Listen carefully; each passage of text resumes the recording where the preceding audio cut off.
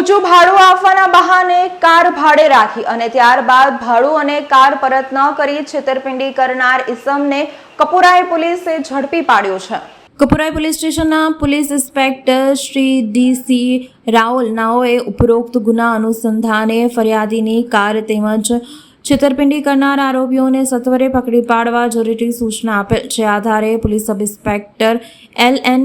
સાસલા નાઓ તરફ સ્ટાફના માણસો કપુરાઈ પોલીસ સ્ટેશન વિસ્તારમાં પેટ્રોલિંગમાં હતા। દરમિયાન બાતમી હકીકત મળેલ કે ઊંચું ભાડું આપવાના બહાને કાર ભાડે લઈ બીજાને વેચી દઈ છેતરપિંડીના ગુનામાં સંડોવાયેલા ઈસમ હિતેશભાઈ ગુલાબચંદ પ્રજાપતિ હાલ કપુરાઈ ચોકડી પાસે શિવમ હોટલની બાજુમાં બેસેલ છે।